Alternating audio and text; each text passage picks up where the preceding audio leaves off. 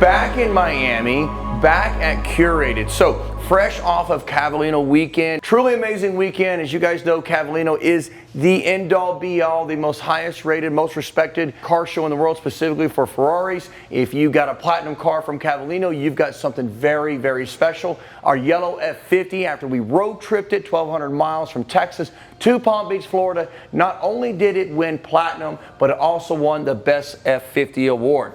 So huge thanks to the team at Curated for always helping us out, taking great care of the cars. And we're now here in Miami. We're having the F50, which we showed on Saturday at Cavallino. It's just arrived here at Curated. So we're having it transported down here. It's going to stay here for a few days. We're going to do a couple other things to the car before we send it back to Texas. And we have our white 1974 Dino GTS, which we showed Sunday at Mar-a-Lago. It's going to come down, hang out here with the F50 for a few days until our transport guys pick them up and take them back to Texas. So I'm meeting the cars here at the store today, but we also have a much bigger reason why we're here at Curated today. As you guys know, my car collecting addiction just seems to never end, and today's no different. We're starting to talk about what's next for the Gentleman's Garage collection as we continue to look back towards older cars and things of cars that I've grown more of an appreciation of over the years as my journey of car collecting has continued to progress.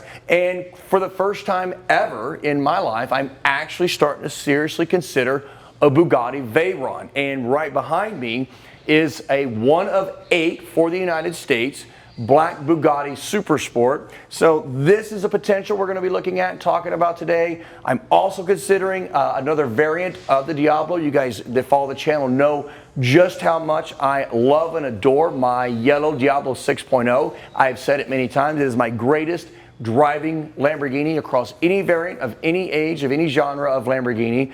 But there's also this unbelievable purple SV, Diablo SV that John's got, and of course a purple SE30 continues to just talk to me in the back of my mind. So we're looking at that. Also, it may not even be that. We've been kicking around the idea of a Miura. I've been looking after Miuras for many years now, and as my collection has grown, it's starting to become more and more apparent. We've got every variation of the V12 Lamborghini from the Countach forward. The only thing we're missing is the Miura. So where else do you go to get more education, look at options, possibilities, what can even be happen, what do I really want, what do I not want? You come here, you come to what I call the greatest car toy store in the world, Curated, and I'm here with my boy John.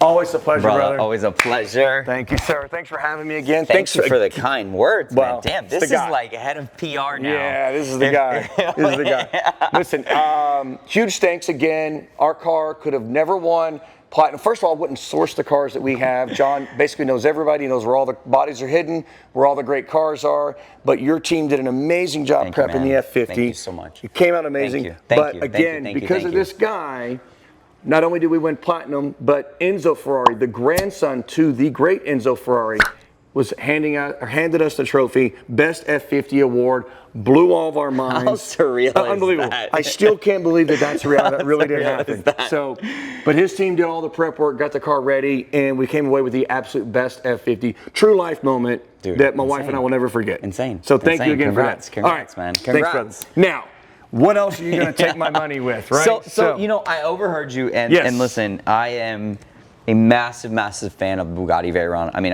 when you think of history of the automobile, this is the first car with 1,000 horsepower from any manufacturer like it. I actually didn't realize that. Yes. The first one from any manufacturer. Any manufacturer as a production car. First car as a production car, I believe, that broke the $1 million mark. So imagine, you know, wow. And listen, they lost, I think it was like $300,000, $400,000 on every single Veyron because Volkswagen Audi Group invested so much in this project. I did read about that. Yes, to make it the world's fastest car, most insane car. And if you think of the Veyron, you know, historically, prior to all of the hypercars today, this was the first hypercar, if you really think about it. I mean, this shocked the world. It changed the way we look at supercars. Now you have, you know, Koenigsegg making multi-million-dollar cars with crazy horsepower. You have Pagani, you have all these brands, but I think this is a car that shocked the world. And this is probably the best variant. The Super Sport was the car. Yes, that is true. The first thing you'll notice is it has 2 massive NACA air ducts here. Yeah, I saw these when we first walked in. Normal Veyrons have the big air scoops. Right. And normal Veyrons, you can see the whole engine. Right. So they've covered the engine for aerodynamics. Interesting. They've gotten rid of this, and that's how they achieved 268 miles per hour, 268, which broke the speed record at the time. It was bigger turbos, bigger intercooler. They made some modifications in the full aero in the front as well, so different front bumper, different rear bumper. And there's 8 in the U.S. This is the only black car. As you know, I love black, so if I had to spec it, I would have done this exact to your point, spec. I was shocked to see you weering a non-black T-shirt today. I don't think I've ever seen you very rare. not wearing black. I don't think I've ever seen it. It's first time on camera. First time I've ever seen it. So I think these cars, you know, listen, when you think of a Ferrari Enzo today as $5 million, you think of all these great supercars so expensive, you know, Zonda's trading for what they, I think this is so undervalued. It does not make sense. And it's usable, it's drivable. Yes, the service costs are high. Yeah.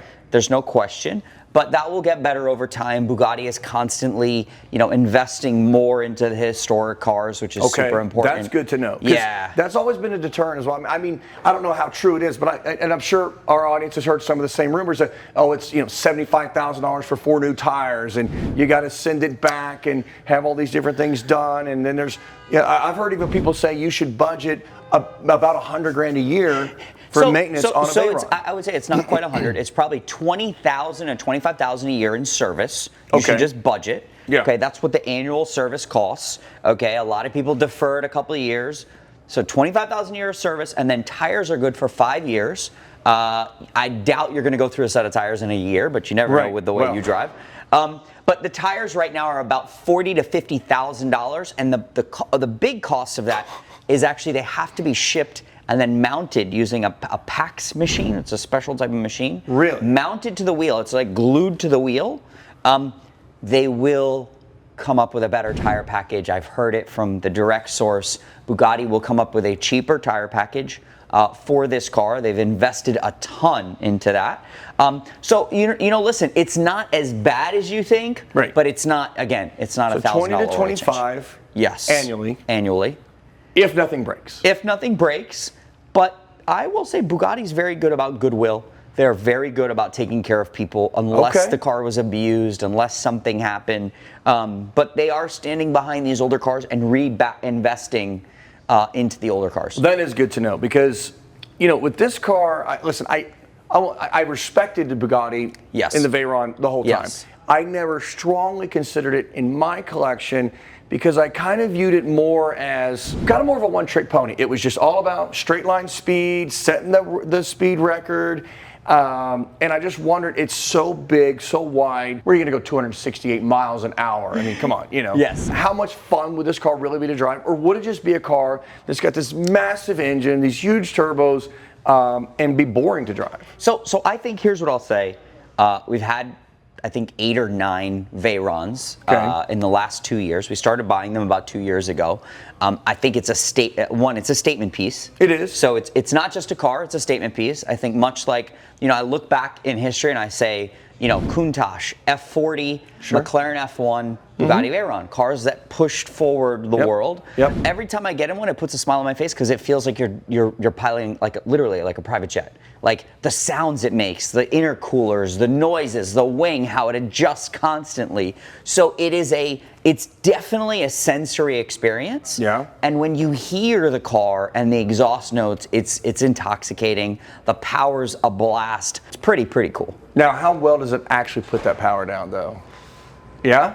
It's surreal. And I think that's the beauty of this car is they over-engineered this car in so many ways. It puts it down. You know, in some ways, you know, I've heard people say, oh, it's like a Bentley GT. That's how I've heard this described. And look at the interior. Yeah, it's actually, those are Bentley Continental GT Super Sport seats. They were used in later. So I'm not far off on that. You're not far off. All right, now, that's what I'm looking at. But listen, it's not that because the way it puts down power, I've never been in anything like it. It is a weapon. You punch it and it's gone, and it just wants to go and go and go. I actually don't understand. The other day, we were doing a photo shoot in Palm Beach. Might have punched it in second, and I had to lift off. Like, if you've ever been a passenger in some of these cars going very fast, it's scary. You feel like I'm a horrible you get a little sick. You're a horrible passenger. I'm a horrible passenger. Maybe one day we'll release that footage. We should. That we shit should. was hilarious. I was in a Countach. We had just met one another. I'm test driving a Countach, and he's agreed to let me drive it. He gets in the passenger seat. I punch it. He starts stomping his feet down as if he's going to hit this imaginary brake on the passenger side of the car. It was hilarious. We both are terrible passengers. But we'll drive like crazy if we're driving.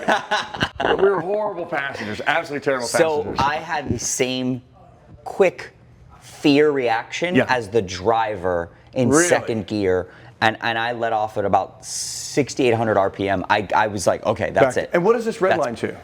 Good question. I think it's a little bit higher than the earlier cars. I don't know the exact of the Super Sport, but we'll add that. We'll look it up. Yeah, it'll be cool to look at. I do have to say, in person, it's an imposing car. It's got a presence. I mean, it really does. And I also think, listen, right now it's not in handling mode, so it's a little higher.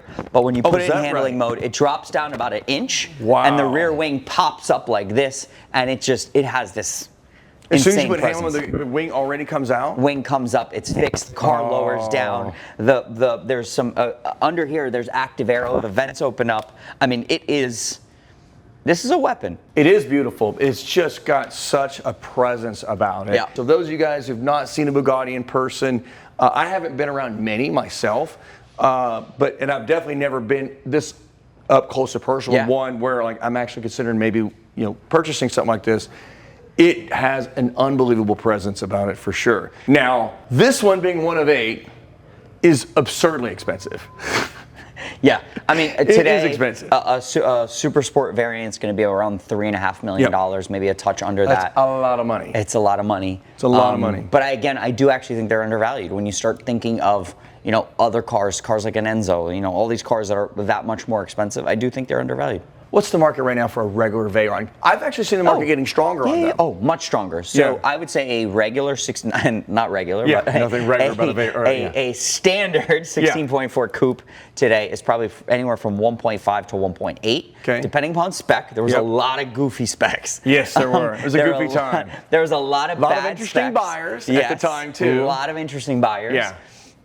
So a very good spec, something good is going to bring a premium. Okay. An awkward spec is obviously going to bring less. And a lot of the early cars were driven very hard. They're abused. I've seen that. I mean, they went into the hands of rap stars. Yep. Some very nefarious characters as well. I'm glad you said it, not me. So, I mean, I just said interesting buyers. Yeah, listen, you will, finding a clean early car is almost impossible because they've all had a very rough life. Yeah. Now, Ed Bollion's having fun with his. He's having a blast. Yeah. I mean, his car has a crazy history. And he loves that history on that car. He loves that kind of history. But his car also has a cool history because it was a famous auto show car. Yeah. So famous auto show car, bounced around to some rappers, all good. He's cleaning it up. He's getting it serviced. Did he ever get the speed key? He did. He did. Okay. He did. I'm happy for him. He got the speed key. Does this come with a speed key, John? Yes, it comes with a speed key. For $3.5 million, I get a speed key. You okay, get a speed great. Key. All right, And a fresh service. Oh, goody. And there's $25 grand. We will include the new tire package once it arrives. These tires are still good. You might have a couple weekends left in them, knowing how you drive. Yep, but, I'm going to use it up. It is unreal. Now, one final question on the Bugatti. Yep. The open top variants. Yes, very cool. So those are gorgeous. They came two versions. So the Grand Sport, which was based on the original coupe. Yeah. So not too many differences in terms of the look and feel. The different wheels, there were some options. And then the Vitesse, which was based on the Super Sport. Now the Vitesse never broke a speed record like the Super Sport. The Vitesse was a touch slower in terms of its top speed. It still had the air intakes. Because of the roof. Okay. And but the Vitesse had the active aero. It had the different body. So the Super Sport actually has a different carbon body versus the early cars. Oh, I was noticing the carbon fibers were walking back. Yes. Yeah, looking at it. So Super Sports were all carbon fiber. The chassis was even lightened. So same as the Vitesse, lightened chassis. So Vitesse is super cool. I think there's 19 in the U.S. We sold 4 of the 19 in the U.S. The Vitesse cars. Same, the 1,200 horsepower. Very, very cool. That's insane. I would say the only downside is the Vitesse is when you have the top off, you have a little soft top. and the hard top sits somewhere. So it's a hard top, and then you have a little soft top. Gotcha. It's like an umbrella. Gotcha. So it's not a true convertible. Little bitty top. Yeah. Like it's actually similar to an F50. Yeah, I'm gonna say just like the F50. Yeah, just like the F50. Well, I have no problem with that. Exactly. I love the F50 so the way good. it is. You're good. So, in terms of picking a potential next car for our collection, this is a 3.5 car. We think the standard Bugatti, depending on spec, condition, history, 1.8-ish. You'd want a good spec, great history. I don't want any problems. Yeah. So I'd say 1.8-ish. And then if we were to get, so then if we went to the Grand Sport. So Grand Sport's going to be a touch more. Right. And then Vitesse is actually going to be similar pricing to a Super Sport. Okay. Which I know so that's kind of the range. That's kind of the range. Big money either way. It's okay. All right. So who knows? So we'll get the comments going below now. We're doing this live. I don't know where we're going to end up. But the Veyron for the first time is seriously being considered as part of our collection. So you guys start commenting below what you think. And now we got to talk about one of my favorite cars of all time, my Diablo 6.0, which you sold me. Unbelievable car. So good. We've always talked about SE30 from the beginning. And your advice was get the 6.0 because you know how much I love to actually drive and enjoy my cars. That was excellent advice. The car, you could daily that 6.0 if you wanted to. It's that good. I can do date night with the wife anytime I want. Whatever. I can hop in and go. It gives me all that I want from a 90s supercar. Something outrageous as a Diablo. Gated manual V12 does it all.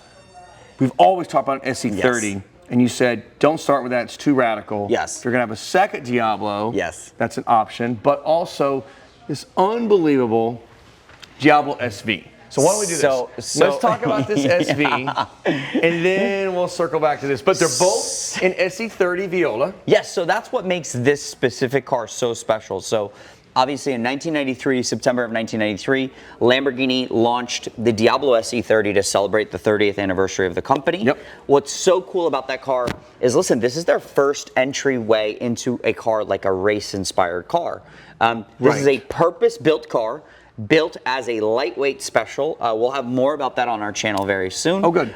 There was some Pagani influence and involvement, but everything on this car is special. So magnesium wheels, I love them. They're so lightweight wheels. They're so timeless. Rear-wheel drive, adjustable sway bar in the rear. You can actually adjust it in the cockpit. So you also have the rear wing with the adjustable lip here. And then you have these lightweight, look at this. This is carbon louvers here over the engine bay, so super light.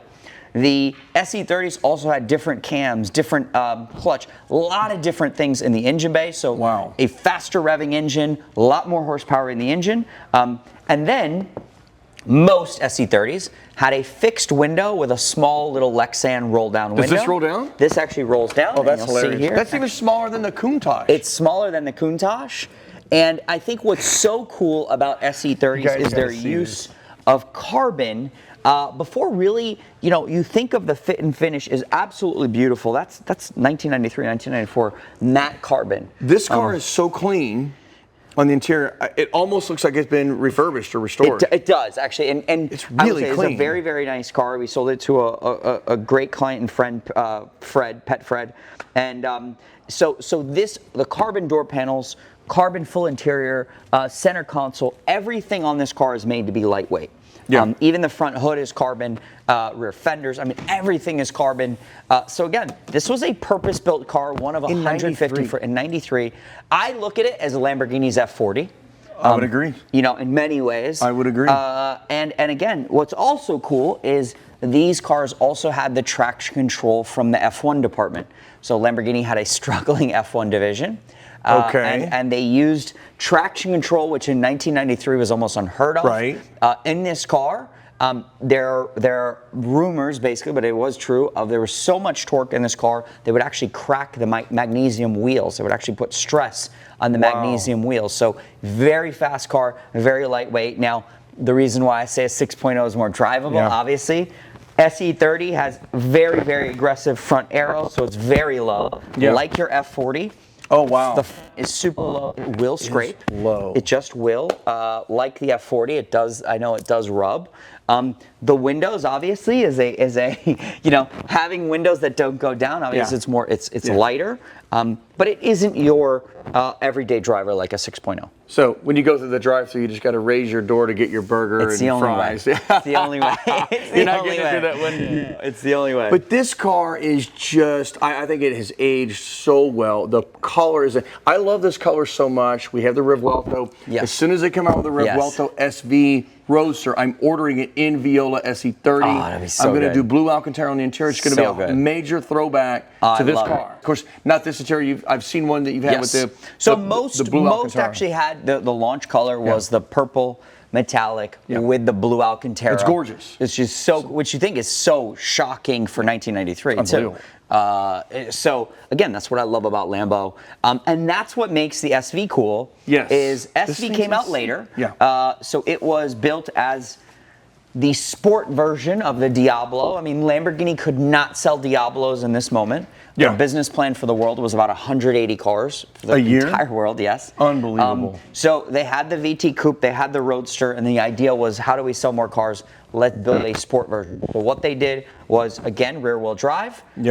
But they didn't go as aggressive as the SE30. What they did was, you have your roll-down windows. The Euro cars had Alcantara interior like an SE30. They had the same console like the SE30. No carbon here, no exposed carbon. It was sort of cost savings. They did have the functional scoops. Now, this is not Yoda scoops. Don't get confused. We talked about Yodas before. Yoda was a complete different intake system, different rear hood. This is basically sort of forced air into the car. They did have a front lift, a little bit more usable in the sense of they did have a front lift. They came with the different wheels, but these were not numbered. These were not limited like in SE30. It's very similar in some ways to the way it drives on the SE30. It is a little more heavy. It's a little bit more comfortable. That is a little bit more raw. And to me, it just has this very 1990s Italian feel. That speaks to me. I mean, that speaks to me. Because listen, I'm not letting go of my 6.0. No way. And actually, you might remember this. When I first came to buy the 6.0, I thought I wanted an SV. Yes. I just love the livery going down the side. I think they're so damn cool, rear-wheel driven, all those things. And you actually talked to me, and you really educated me on the 6.0. Well, so listen, for my purposes, because you knew I was going to drive it a lot, you felt like I'd get a lot more enjoyment and miles out of it, and I have. Now that I have that, I think at some point, whether it's the next car or the next car, an SE30's, I'm going to have to scratch that itch at some point. I really... You know how much I love them. Really believe that. And I think if somebody like yourself, if you're driving a Diablo all the time, no, a later car like a 6.0 is the perfect one car. You know, SV, great one car. But if you're going to have two, man, you can't go wrong with a 6.0 to drive all the time, and SE30 as, you know, not just it's art to me the way it looks, but it's also a wild car to drive Sunday morning. That car is 32 years old. Imagine. And it still looks like a dream. Just, it literally looks like something that you would just dream up as a little boy. Yes, right? You know, I agree. I agree. I mean, it's 32 years later, that car's aged, I think, so incredibly well. Yeah, it's aged perfectly. This is... We're asking 780, and the range is, you know, listen, the range... Well, this is a very special car. It's a very special car. 1 of 11 in SE30 purple. Very high quality car. We had a great expert that we work with in Germany by the name of Leo. He spent 7 months basically detailing this car, correcting everything. This is a concours ready car. But listen, you can still see SVs today between 450 and 650. This is an exceptional example. If you're going to have another one, if you're going to have exceptional, get the purple one. Or get a wild color. You know, or something really special. So this is a super special car. That's turnkey. And this one's completely turnkey. It's completely turnkey. And I think the spec is, I think it's probably one of the only ones too with Alcantara interior with orange piping and orange stitching, which I think just work. I mean, it sounds crazy, but it works. Well, because it's a Lambo. It's a Lambo. Especially a Diablo from the 90s. Okay. Exactly. And then SE30s. SE30s today, you know, their range, you don't see them less than 700,000. I think a purple car brings a premium. And listen, there are some cars that have traded into the mid, you know, 1.3 to 1.5 for very low mileage, special colors, things like that. So, you know, SE30s today, you could say a median price is about $1 million.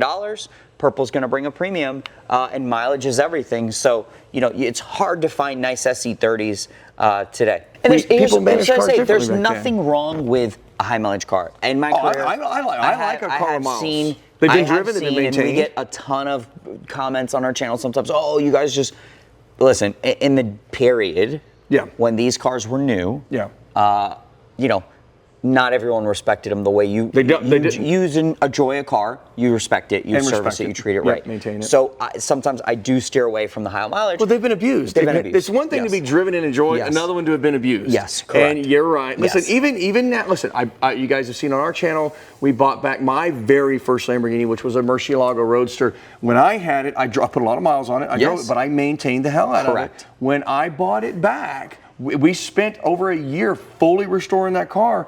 And it had just been neglected. It had been driven very hard. It had been abused. And so it's a different time now. Now, Mercies have gone through the roof in value. Diablos have gone through the roof in value. Now they're getting the respect and care that they needed. But in period, whew, they were abused, boy. They were abused. So that's why I deal with you, because when you do get these lower mileage ones, they've probably been maintained better. They were cared for. They were curated more during in period. So guys today can buy these cars and get something that's hasn't been ratted out, hasn't been beat up. You get under the hood, and we were laughing about something earlier about how people used to service like Countach and whatnot. And God only knows what parts they were using under those cars just to try to get them running again. I mean, I've seen it all. It's nuts. Listen, it's not just Diablos. I've bought some older Ferraris. And there's that stuff that, I found some funky stuff on some cars we bought. Okay, so listen, I will go ahead and say it now. At some point,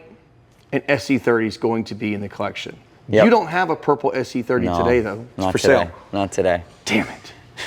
Damn it. That might be a good thing. I might actually walk out of here with a little bit of money in my pocket, left over in my pocket. I don't know. Okay, so we've talked about those, and then the other things you and I have been talking about, you know how much I love my Countach. Love the anniversary Countach. That is the one for me. I think it's so drivable. It's got the 4 AC vents, so I get, especially in Texas, that's a big thing. Big thing. You've got that AC blowing ice cold. Ice cold. I think I tell people, like, no, I have to turn the AC down on my Countach. So they don't believe me. No, if you service a late Countach properly with all of the vents working, it's great. Because the later cars had additional vents. You can get that AC almost too cold. I have to turn it down a little bit. Too cold. So 88.5 is when they went to 4 vents, and then of course all the anniversaries had the 4 vents. It does make a huge difference, and having it serviced properly. That's great. As much as I love my Countach, and I drive the hell out of my Countach, I love driving that Countach. It's an event to drive that car. It's an experience to drive the car every time you get in it. Like a lot of these cars are, which makes them so special. But here's what's really funny. And we had talked about this, and when I first bought mine, I didn't see it the way you saw it. We debated whether even to leave the wing on mine or not. You wanted to take the wing off. And I'm like, no. The one on my wall had a wing. This is my poster car. I got to have the wing on it. And I debated with my family, a lot of friends, whether we should do the wing or not, because I am a purist as well. And I hear a lot of people knock on the anniversary. Oh, it's too fussy. They over-designed it, and it's got all these vents and grills and all this kind of stuff. And I thought, what are you talking about? I love the anniversary. The longer I've had the anniversary, the more I start looking at the earlier cars of the cleaner lines. And I'm again listen, my anniversary is going nowhere. But I start looking at some of the older ones, and I'm like, God, they are really beautiful. The purity of some of those, even without the wing, the wing was not from factory. Well, they didn't install the wing from the factory. The dealers were doing it. It's still a Lamborghini part. It was a factory option. Just for homologation reasons, they weren't typically installed at the factory. I've seen a few cases where someone put it on the factory, but it was a standard not to install. Most of them they were doing the parking lot at the dealership, right? Exactly. Or the service bay or whatever. Exactly. And it doesn't help the aerodynamics of the car. Not at all. It actually raises the front end up. It actually, and it's heavy too. It's not. Oh, is that right? Yeah. you're adding about 100 pounds, I think, to the car. Is it that heavy? I got to check, but it's not that light. But it's heavy. Yeah, it's heavy. All right. So now I'm starting to look at older Countaches. Obviously, the ultimate would be like a low body, right? Oh, to me, so it's funny, when I think of Countaches, you think of the early Alpine poster, you think of Cannonball Run, those were LP400S low bodies. And when you think of when Countach made the biggest impact, you know, the first Countaches were the Periscopios. Yes. So they had no flares, they had skinny wheels. Yeah.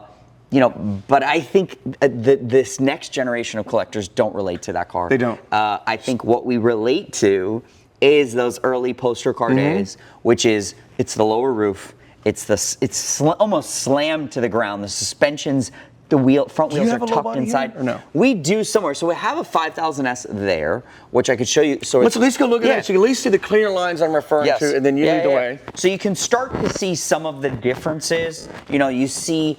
It doesn't have, like on the anniversary, it doesn't have the molded flares. The flares here go around the car, and the car wraps underneath. Now the low body is a lower roof. Right. The car is much lower. It's almost like 1.5 inches lower. So it has this really sort of intoxicating stance. Yeah. It's really aggressive. And also the car was much more crude. The door panels are just basically a flat piece of leather. They had this Alcantara dash on the low bodies. So a much different car in many ways. I think it's timeless. I think it's art. It is. You know, I would even say if you want to go down a rabbit hole, the first 50 cars are actually called LP400S Series 1. And the Series 1 had something called the Bravo wheels. So these funky wheels. They had even smaller gauges. And those cars are super rare. There's 50 in the world. 50 in the world. That's and insane. I look at that as like one day, you know, that'll be the Miura SV of Countach's. And it's a different experience. Listen, your anniversary is fast. It's so you good. could drive it all day long. AC's great. You know, a low body LP400S has 2 little AC vents in the center. Yeah. You have to adjust it just right to get a little AC on you. For your all-time use, the downdraft 25th anniversary is the car. For pure art, to have something in your garage, you can't go wrong with an original low body. And listen, in many ways, they're perfect bookends. That is a bookend. From a Countach nerd, Yeah. It's the perfect bookends of where the car started and the final iteration from Horacio Pagani. So this is really cool to look at this anniversary right next to even this 5000 QV, right? But the thing about these cars that I continue to try to tell people, unfortunately, I'm known for driving my cars. Obviously, I race in the Ferrari Challenge Series, so I think I've got a little bit of a credibility when it comes to my opinion of how a car drives. Yeah. This is a very drivable car. Oh, very. I love very driving this car. People try to dog on it, this and that. I said, listen, you either don't get this car, what it's all about, or maybe it's not really a driver. So here, you know what I think, and this is actually a great point you bring up. I think the problem also is most people are driving Countach's. They're USA examples. Yeah. They have fuel injection, because all the US cars had fuel injection, that have never been serviced. Oh, okay. awful. They've got the heavy bumpers. Okay. That you know, the reality is, and when the cars have never been serviced on old tires, listen, they drive horrible. That's true. Old suspension bits, old tires. Suspension as well. So the common person that gets into one of those cars, they drive it. Listen, we just had it's a cool story. Actually, it ended up in Texas, 100-mile anniversary. It was basically a new car. The fluids were drained out of it. We serviced the car, a fuel injection car. Okay. We serviced the car, got everything ready. The guy's gonna drive it. It was his dream, much like yourself. He had the poster on his wall. And I drove it and I was like, wow, the car feels awesome, even though it's a US fuel injected car, which was lower horsepower. I was like, wow, it feels awesome. And one of my guys laughed. He goes, yeah, because it's exactly how it was delivered new. It's a new car. Oh, yeah. Everything's been done. No problem. That's how a Countach should drive. Yeah. So I think it's more on the service side, deferred maintenance over the years. Yep. But getting a good example. You got to get a good car. Got to get a good example. And that's why you guys deal in the cars that you deal with and whatnot. But it's so crazy to look just how clean totally different look than the anniversary. Yes, it's a different car. And I get it. Now, this is what I dreamed of when I was a kid, but as time's gone on, I'm really beginning to just love how much, and of course this one's already got flare. It's not even as clean as some of the older ones. Yes. All right, so keeping with, we have no idea what the budget's gonna be for the next car, but low body, 1 of 50 is insane. I'm almost scared to ask what the value of that car is. You know what, it actually doesn't, to me today, so like the best in the world is 1.1 to 1.2 million. Really? A project or a driver is 700 to 800. So I actually massive future value to be gained there. It's a deal. It's a huge ROI. I think it's the most undervalued car today. It's a niche, but I think it does not make sense at all why they're priced to where they are. That doesn't make sense. Doesn't make sense. That really piques my interest because we either find a perfect one, yes, or we do what we're talking about on a Miura. Maybe it ends up being a low body, which I think would be an amazing life experience. Because at this point in my phase of collecting cars, it's more about what my life experience is with that car. Yeah. What does that car mean to me? 100%. What is the experience of owning that car, driving that car? What am I doing with that Yes. car? I'm not the guy that just buys them and stuffs them in the warehouse and I brag to my buddies at home, hey, what did I do with that car? We're making so many memories with the F50 just this year. I think we got 4 or 5 events just with the F50 alone this year. More to come. We're getting ready to ship it to Italy. So many other things going on.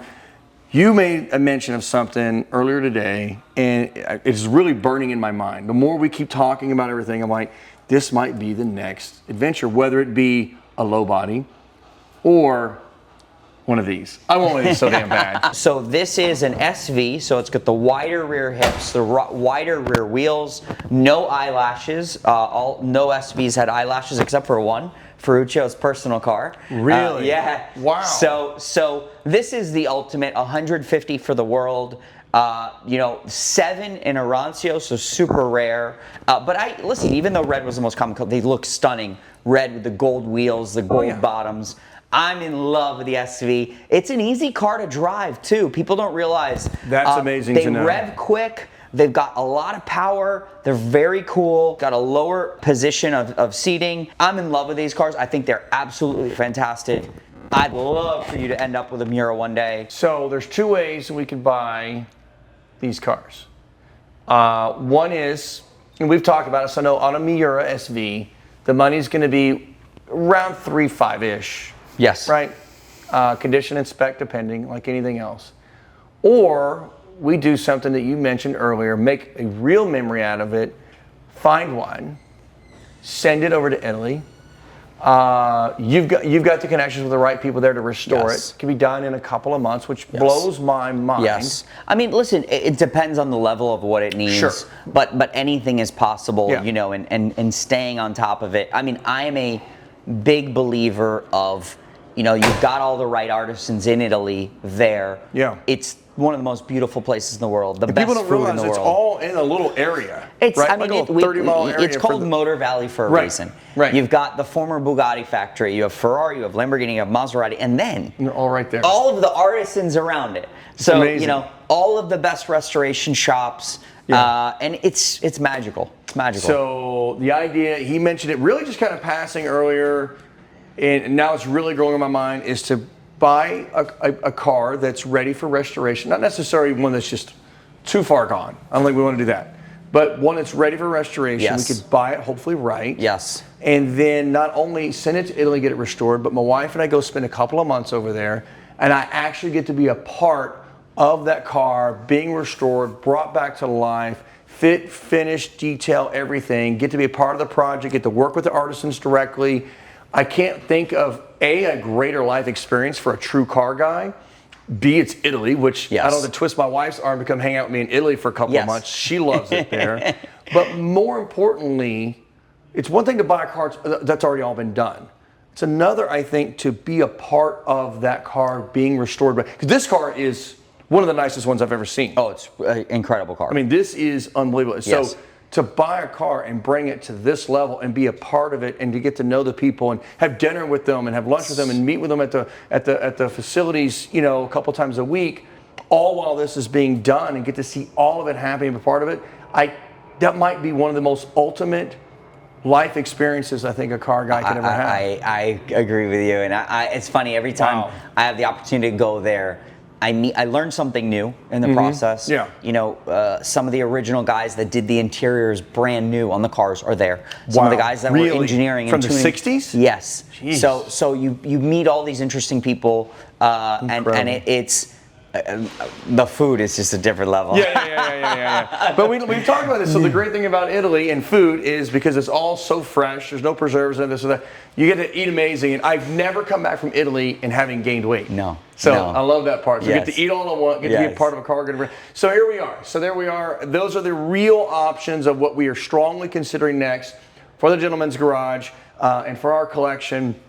And so you guys talk and comment below. Let us know what you're thinking. At the end of the day, it's not about the money. I ask these questions to try to figure out, not only for myself, you do have to, I'm not made of money, it's not infinite, you do got to think about that, but it's really, what does that car mean for me for that value? So we've got everything from some variant of a Bugatti, right? A second Diablo, which I'm just going to say, if we're going to get another Diablo, it's going to be an SE30. Yep. So if you're voting on that, no, you're voting on an SE30. Or we do something like either a low body Countach or Miura.